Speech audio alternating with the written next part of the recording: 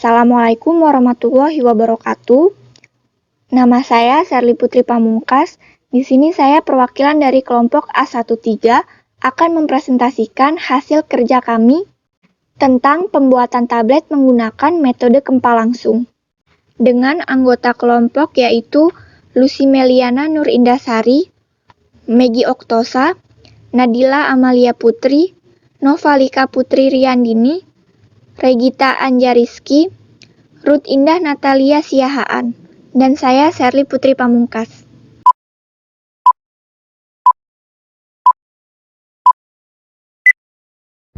Metode gempa langsung dapat diartikan sebagai pembuatan tablet dari bahan-bahan yang berbentuk kristal atau serbuk tanpa merubah karakter fisik setelah dicampur dengan ukuran tertentu. Hanya memerlukan bahan aktif yang tepat dicampur dengan bahan pengisi yang sesuai sebelum kompresi. Metode ini digunakan pada bahan-bahan, baik obat maupun bahan tambahan yang mudah mengalir dan memiliki kompresibilitas yang baik, yang memungkinkan untuk langsung di tablet dalam mesin tablet tanpa memerlukan proses granulasi. Metode gempa langsung memiliki keuntungan serta kerugian. Keuntungannya yaitu yang pertama, efisiensi ruangan, proses, tenaga, tahap manufaktur, mesin, proses validasi, dan konsumsi energi. Yang kedua, memberikan stabilitas yang baik untuk zat aktif yang tidak tahan panas dan lembab karena tidak melibatkan proses pelarutan maupun pemanasan. Dan yang ketiga yaitu pemberian tekanan saat pencetakan tidak berlebihan sehingga sifat kristal tetap. Selanjutnya yaitu kerugian. Kerugian yang pertama yaitu teknologi mesin harus bagus. Yang kedua, perbedaan ukuran partikel dapat mengakibatkan terjadinya pemisahan. Yang ketiga, homogenitas warna sulit dicapai. Yang keempat, kandungan lembab rendah sehingga dapat timbul muatan statis dan memicu terjadinya pemisahan. Dan yang kelima, bahan harus memiliki sifat aliran yang baik. Berikut ini adalah prosedur dari pembuatan gempa langsung menggunakan penambahan granulat dasar. Hal pertama yang harus kita lakukan adalah menimbang semua bahan sesuai dengan kebutuhan. Bahan-bahan ini tidak perlu dihaluskan karena bahan pembantu diharapkan berbentuk granulat. Setelah itu, campur semua bahan-bahan kecuali glidan dan lubrikan. Pencampurannya ini harus sesuai dengan aturan pencampuran. Diaduk selama 10 menit hingga homogen. Kemudian baru ditambahkan glidan dan lubrikan. Lalu diaduk kembali selama 2 menit. Setelah itu, dilakukan evaluasi terhadap massa cetak atau evaluasi IPC, in process control. Selanjutnya, massa cetak digempa dengan menggunakan punch diameter 6-8 mm sesuai dengan bobot tablet yang ditentukan. Lalu lakukan evaluasi terhadap tablet yang diperoleh. Tahap pembuatan granulat dasar. Yang pertama yaitu semua bahan dihaluskan bila perlu dan ditimbang sesuai dengan kebutuhan. Lalu dibuat musilago amilis 10%. Selanjutnya bahan granulat dasar dicampur hingga homogen. Lalu ditambahkan musilago amilis sedikit demi sedikit sampai diperoleh massa basah yang dapat digranulasi.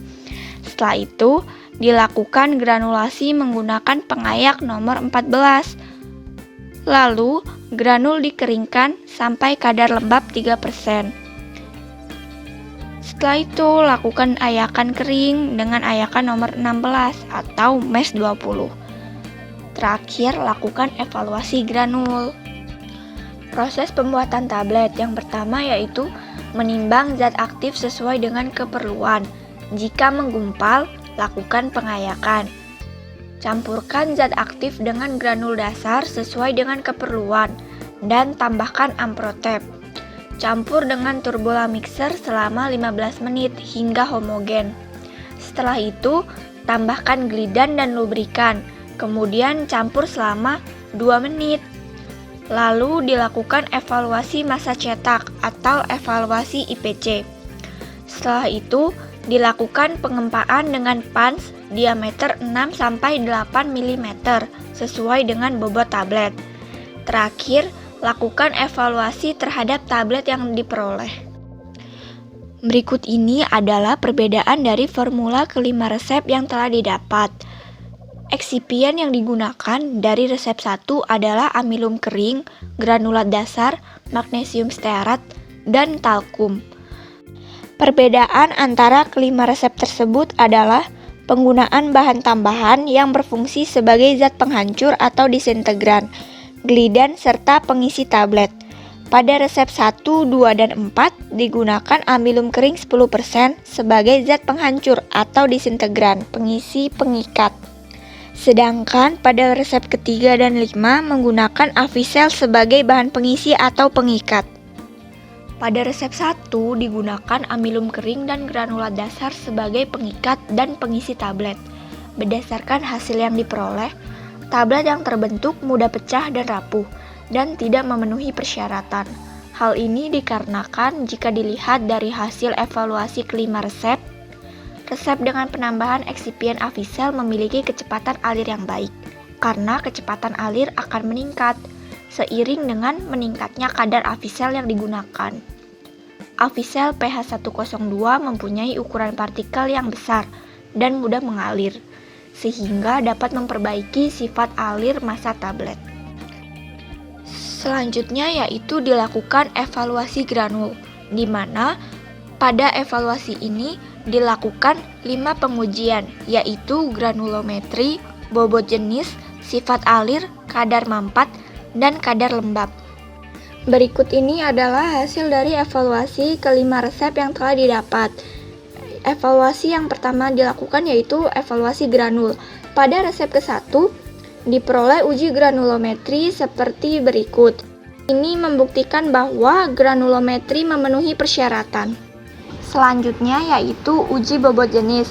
Uji bobot jenis ini terdiri dari BJ-RUA dan BJ-MAMPAT. BJ-RUA yang diperoleh yaitu sebesar 0,424 gram per mililiter. Sedangkan BJ-MAMPAT yang diperoleh yaitu sebesar 0,588 gram per mililiter. Selanjutnya yaitu uji sifat alir. Pengujian dilakukan sebanyak 4 kali. Selanjutnya yaitu uji kadar mampat. Uji kadar mampat yang diperoleh yaitu sebesar 13,95%. Maka hal ini membuktikan bahwa sifat aliran baik. Dan yang terakhir yaitu uji kadar lembab. Kandungan lembab yang didapat sebesar 2,79%. Maka kadar lembab memenuhi persyaratan. Pada resep kedua tidak ada evaluasi granul, oleh karena itu dilanjutkan ke resep ketiga. Uji yang pertama kali dilakukan yaitu granulometri. Hal ini membuktikan bahwa granulometri tidak memenuhi persyaratan. Selanjutnya yaitu uji bobot jenis. Uji bobot jenis ini terdiri dari BJ-RUA dan BJ-MAMPAT. BJ-RUA yang diperoleh yaitu sebesar 0,5 gram per mililiter. Sedangkan BJ-MAMPAT sebesar 0,633 gram per mililiter. Selanjutnya yaitu uji sifat alir, di mana uji ini dilakukan sebanyak 3 kali dan diperoleh hasil sebagai berikut. Selanjutnya yaitu kadar mampat. Kadar mampat yang diperoleh yaitu sebesar 21%. Hal ini menunjukkan bahwa sifat aliran agak baik. Dan yang terakhir yaitu uji kadar lembab. Uji kadar lembab diperoleh hasil 2,3%. Hal ini menunjukkan bahwa kandungan lembab yang dimiliki oleh granul memenuhi persyaratan. Pada resep keempat dan kelima tidak dilakukan evaluasi granul. Evaluasi selanjutnya yaitu evaluasi IPC, di mana evaluasi IPC ini melakukan 3 jenis uji. Yang pertama yaitu sifat alir, kemudian kadar mampat, dan bobot jenis. Pada resep 1 diperoleh sifat alir sebagai berikut. Hal ini menandakan bahwa sifat alir memenuhi persyaratan, karena untuk mesin tablet single pans, sifat alir yang baik yaitu lebih dari 4 gram per sekon. Selanjutnya yaitu uji bobot jenis. Dan yang terakhir adalah kadar mampat. Kadar manfaat yang diperoleh yaitu sebesar 13,95%. Hal ini menandakan bahwa sifat aliran yang dimiliki oleh serbuk baik. Pada resep kedua diperoleh hasil sebagai berikut. Hal ini menunjukkan bahwa sifat alir memenuhi persyaratan. Selanjutnya yaitu uji bobot jenis, di mana terdapat dua bobot jenis yaitu BJ ruah dan BJ mampat. BJ ruah yang diperoleh yaitu sebesar 0,568 gram per mililiter, BJ mampat sebesar 0,714 gram per mililiter, dan yang terakhir adalah kadar mampat. Kadar mampat yang diperoleh yaitu sebesar 20,455%. Hal ini menunjukkan bahwa sifat aliran agak baik. Pada resep ketiga diperoleh hasil sebagai berikut. Selanjutnya yaitu uji bobot jenis. Uji bobot jenis ini terdiri dari dua, yaitu BJ ruah dan BJ mampat. BJ ruah diperoleh sebesar 0,44 gram per mililiter, sedangkan BJ mampat yang diperoleh sebesar 0,51 gram per mililiter. Dan yang terakhir yaitu kadar mampat. Kadar mampat yang diperoleh yaitu sebesar 13,95%. Hal ini menunjukkan bahwa sifat aliran baik. Pada resep keempat diperoleh hasil sebagai berikut. Dan yang terakhir yaitu resep kelima. Pada resep kelima diperoleh hasil sebagai berikut. Yang pertama, uji sifat alir. Selanjutnya yaitu bobot jenis, di mana BJ ruahnya sebesar 0,5681 gram per mililiter dan BJ mampat sebesar 0,862 gram per mililiter, dan kadar mampat yang diperoleh yaitu sebesar 34,0909%. Hal ini menunjukkan bahwa sifat aliran yang diperoleh sangat jelek. Selanjutnya yaitu evaluasi tablet. Evaluasi ini meliputi uji organoleptik, uji keseragaman bobot, uji kekerasan tablet, uji kerapuhan tablet, uji keseragaman ukuran, dan waktu hancur. Pada resep 1 sebagai berikut, yaitu pada resep kedua diperoleh hasil sebagai berikut. Pada resep ketiga, tidak dilakukan uji organoleptik. Pada resep keempat, tidak dilakukan uji organoleptik. Yang terakhir adalah resep kelima. Pada resep kelima, tidak dilakukan uji organoleptik.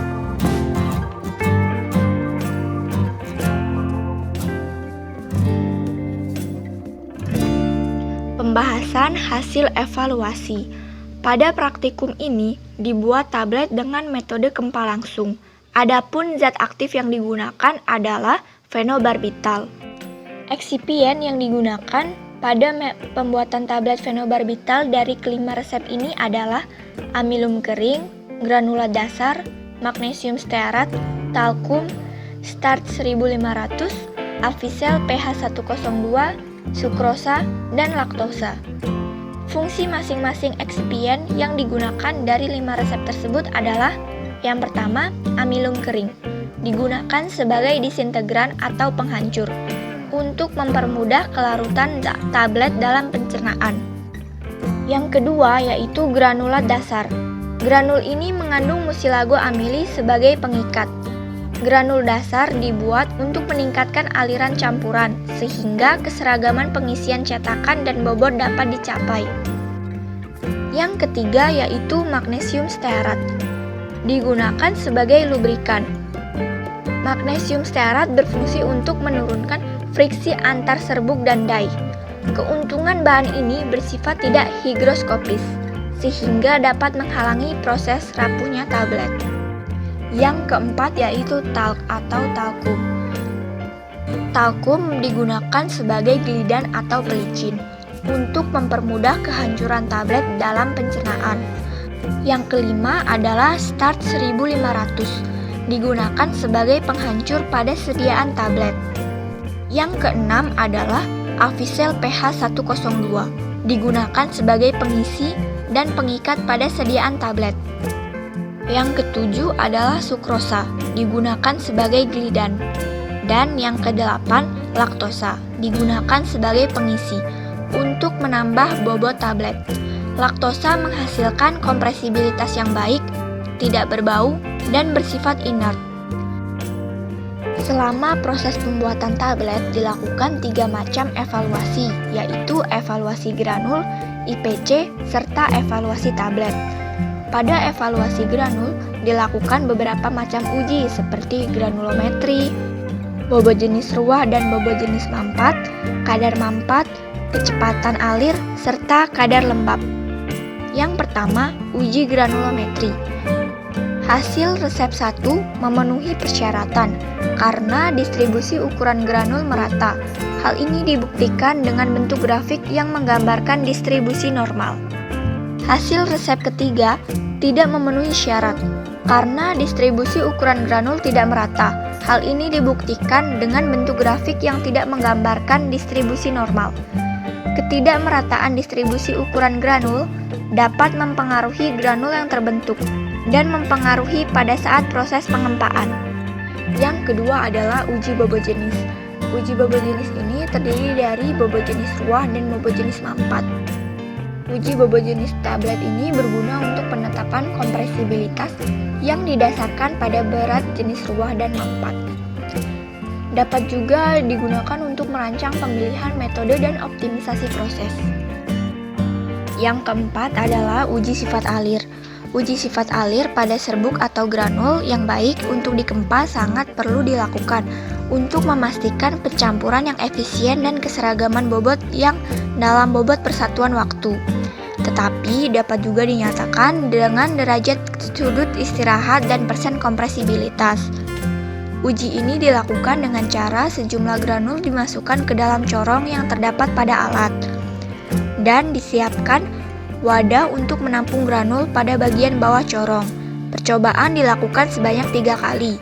Aliran granul yang baik yaitu bila lebih dari 4 gram per detik. Selanjutnya yaitu dilakukan evaluasi IPC atau in-process control. Evaluasi IPC ini terdapat 3 uji, yaitu uji sifat alir, BJ ruah, dan BJ mampat. Yang pertama yaitu uji sifat alir. Pada serbuk atau granul yang baik untuk dikempa sangat perlu untuk memastikan pencampuran yang efisien dan keseragaman bobot yang dalam bobot persatuan waktu. Tetapi dapat juga dinyatakan dengan derajat sudut istirahat dan persen kompresibilitas. Yang kedua adalah uji bobot jenis. Uji bobot jenis ini terdiri dari bobot jenis ruah dan bobot jenis mampat. Uji bobot jenis berguna untuk penetapan kompresibilitas yang didasarkan pada berat jenis ruah dan mampat. Dapat juga digunakan untuk merancang pemilihan metode dan optimisasi proses. Pada perhitungan bobot jenis ada 2 hal yang harus diperhatikan, yaitu bobot jenis ruah didapat dari granul yang lalu ditimbang, kemudian dimasukkan ke dalam gelas ukur 100 ml, lalu dihitung volumenya. Jika dilakukan pencampuran untuk 2 granul yang memiliki berat jenis yang berdekatan, maka kemungkinan campuran tersebut memisah adalah kecil. Yang ketiga yaitu uji kadar mampat. Uji kadar mampat didapat dari hasil uji bobot jenis. Uji ini menggunakan rumus persen T sama dengan V0 dikurangin V1 lalu dibagi V0 dan dikali 100%. Setelah tablet dibentuk, dilakukan evaluasi tablet yang terdiri dari uji keseragaman ukuran, keseragaman bobot, fleksibilitas, kekerasan, serta waktu hancur. Uji yang pertama kali dilakukan adalah uji organoleptik. Uji organoleptik dilakukan dengan cara mengamati tablet secara visual. Apakah terjadi ketidakhomogenan zat warna atau tidak, bentuk tablet, permukaan cacat atau tidak, dan harus bebas dari noda atau bintik-bintik. Yang kedua adalah uji keseragaman ukuran. Uji keseragaman ukuran ini dilakukan untuk mengetahui jika ada tablet yang menyimpang ukurannya. Uji ini dilakukan dengan cara mengambil 20 tablet secara acak, lalu diukur diameter dan tebal tablet menggunakan jangka sorong. Pada uji keseragaman ukuran, dari ke-20 tablet memiliki diameter rata-rata sebesar 0,726 cm, sedangkan ketebalan rata-ratanya sebesar 0,35 cm. Menurut Farmakope Indonesia SDC ketiga, diameter tablet tidak lebih dari 3 kali dan tidak kurang dari 1/1/3 tebal tablet. Maka ke-20 tablet tersebut memenuhi persyaratan. Berdasarkan percobaan diperoleh. Yang ketiga yaitu uji kekerasan. Uji kekerasan dilakukan untuk menguji capping, pengikisan, dan pecahnya tablet pada suatu stres tertentu pada saat penyimpanan, pengiriman, dan penanganan hingga sebelum digunakan. Kekerasan yang dimaksud yaitu gaya yang diperlukan untuk memecahkan tablet.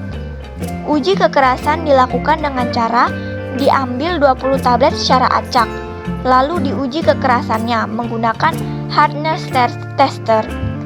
Dari ke-20 tablet, semuanya dimasukkan ke dalam rentang 4-10 kg. Berarti tablet yang terbentuk memiliki kekerasan yang baik. Yang keempat yaitu uji friabilitas. Uji friabilitas sangat berhubungan dengan kekerasan tablet dan dirancang untuk mengevaluasi tablet agar bertahan terhadap abrasi selama pengemasan. Friabilitas dipengaruhi oleh sisi sudut tablet yang kasar, kurang daya ikat serbuk, terlalu banyak serbuk halus, pemakaian bahan yang tidak tepat, masa cetak terlalu kering. Tablet yang baik memiliki friabilitas kurang dari 1%. Kehilangan bobot tidak boleh lebih besar dari 1%. Berdasarkan hasil percobaan diperoleh. Yang kelima yaitu uji keseragaman bobot. Uji ini dilakukan untuk mengetahui jika ada tablet yang menyimpang bobotnya. Uji keseragaman bobot dilakukan dengan cara diambil 20 tablet secara acak, lalu ditimbang satu persatu, dan dihitung rata-rata penyimpanan terhadap bobot rata-rata. Menurut Farmakope Indonesia, tablet dengan bobot rata-rata 151-300 mg harus memiliki keseragaman bobot tidak boleh lebih dari 2 tablet yang bobot rata-ratanya menyimpang dari 7,5%. Dan tidak boleh ada satupun nilai tidak memenuhi syarat. Berdasarkan hasil percobaan diperoleh.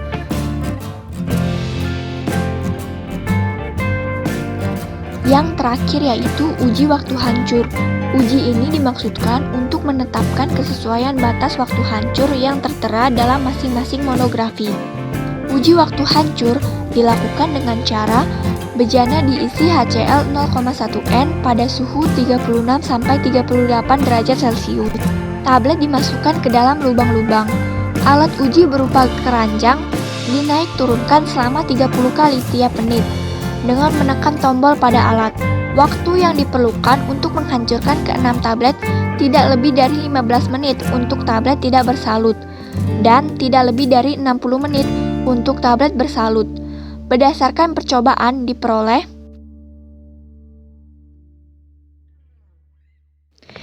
Dari pemaparan tersebut, maka dapat disimpulkan bahwa formula kempal langsung merupakan formula dengan waktu pembasahan yang lebih cepat, sehingga dengan lebih cepatnya tablet terbasahi, maka akan lebih cepat hancur, dan kadar zat terdisolusinya di dalam medium juga semakin tinggi.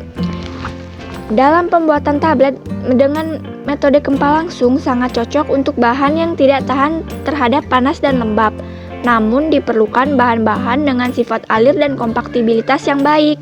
Salah satu bahan dengan kompaktibilitas dan sifat alir yang baik adalah Avicel 102 dan talkum. Avicel 102 digunakan sebagai filler binder karena Avicel pH 102 memiliki gugus hidrogen pada Avicel pH 102 yang mengalami deformasi plastik, namun sifat alirnya kurang baik. Avicel atau selulosa mikrokristal memiliki daya alir yang kurang baik akibat terbentuknya jembatan hidrogen, sehingga dapat ditutupi dengan talk yang dapat memperbaiki sifat alir. Berdasarkan salah satu jurnal, hasil penelitian lain menunjukkan bahwa Avicel pH 102 maupun Start 1500 saja sebanyak 33,3% sampai 50% berat tablet mampu menghasilkan tablet cetak langsung tetrasiklina HCl yang memenuhi persyaratan evaluasi. Yang artinya resep yang paling baik jika ditinjau berdasarkan evaluasi dan formulanya yang baik dan sesuai persyaratan Farmakope Indonesia yaitu pada resep 2 dan 3, yang menggunakan excipient start 1500 dan avisel pH 102. Serta pada resep 3 menggunakan avisel pH 102 saja. Sedangkan pada resep 5 juga menggunakan avisel pH 102. Akan tetapi karena adanya formula yang tidak cocok yaitu laktosa, sehingga hasil evaluasi tablet menjadi kurang baik dan kurang sempurna. Demikianlah presentasi yang dapat kami sampaikan. Kurang dan lebihnya kami mohon maaf. Terima kasih. Wassalamualaikum warahmatullahi wabarakatuh.